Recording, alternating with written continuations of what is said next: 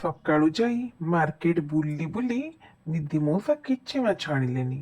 ପଳେଇ ଆସି ସିଧା ଗଲେ ଶୁଖୁଆ ବଜାରକୁ। ଶୁଖୁଆ ବଜାରରେ ଦେଖିଲା ବେଳକୁ ତାଙ୍କ ମନକୁ ପାଇଲା ଭଳି ଶୁଖୁଆ ଥିଲା। ଶୁଖୁଆ ସାଙ୍ଗରେ ବାଟରେ ଆଇଲା ବେଳେ ସେ ବାଇଗଣ, ଆଳୁ, ସାରୁ ଆଣିକି ଆସିଲେ।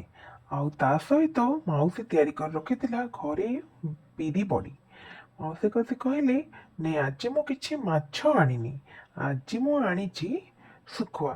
ଏଇ ଶୁଖୁଆକୁ ତୁ ବାଇଗଣ, ବଡ଼ି, ସାରୁ, ଆଳୁ ପକେଇକି ରାଇଟେ କର। ଗରମ ଭାତ ଖାଇଲେ ଖାଇବା, ନହେଲେ ପଖାଳ ଭାତରେ ଏଇ ରାଇର ବେଶ ମଜା ଆସିଯିବ। ନିଧି ମାଉସୀଙ୍କ ହାତରୁ ଶୁଖୁଆ ଜରିଟା ନେଇ ଦେଖିଦେଲା ବେଳକୁ ମାଉସୀର ମନ ଭାରି ଖୁସି। କହିଲା, କେତେ ଦିନରୁ ଏଇଭଳିଆ ଶୁଖୁଆ ଟିକେ ପାଟିରେ ବାଜି ନଥିଲା ନା। ଏହା କହି ସାଙ୍ଗେ ସାଙ୍ଗେ ଯାଇ ବେସର ବାଟି ପକେଇଲା।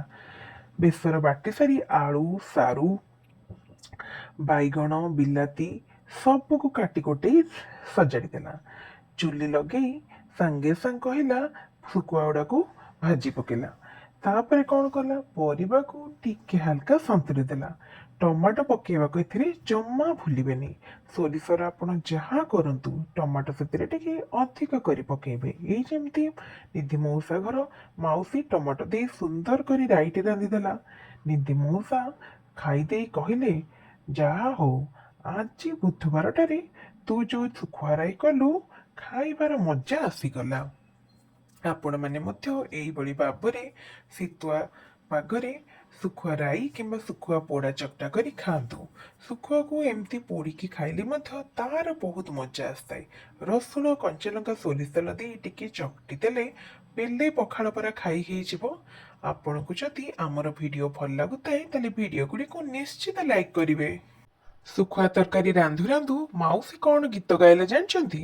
ମାଉସୀ ଗୀତ ଗାଉଥାଏ, ଆଳୁ ସାରୁ ବଡ଼ି ବାଇଗଣ ବଡ଼ି ହୁଏ ନାନା ତିଅଣ, ଶୁଖୁଆ ଟିକିଏ ପଡ଼ିଗଲେ ପୁଣି ସ୍ୱାଦ ବଢ଼ିଯାଏ ଦ୍ୱିଗୁଣ। ଆଳୁ ବଡ଼ି ସାରୁ ବାଇଗଣ ବଡ଼ି ହୁଏ ନାନା ତିଅଣ, ଶୁଖୁଆ ଟିକିଏ ପଡ଼ିଗଲେ ପୁଣି ସ୍ୱାଦ ବଢ଼ିଯାଏ ଦ୍ୱିଗୁଣ। କେମିତି ଲାଗିଲା ନିଶ୍ଚିତ ଜଣେଇବେ।